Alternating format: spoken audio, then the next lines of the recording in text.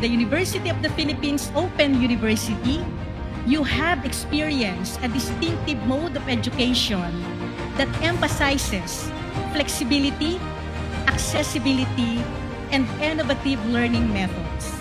You have adeptly navigated through online platforms, engaged in collaborative learning experiences, and adapted to diverse approaches to acquiring knowledge.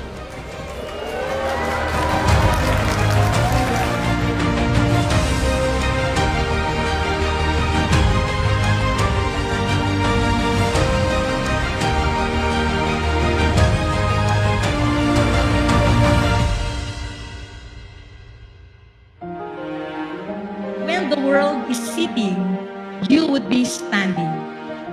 And when the world is standing, you would stand out. And when the world stands out, you would be outstanding. And when the world is outstanding, you would be the standout.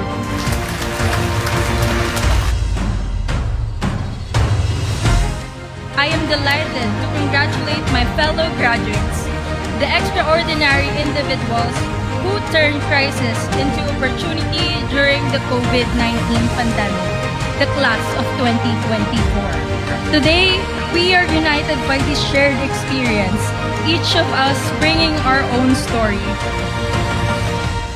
UPOU class of 2024, humayot itanghal, giting at tapang.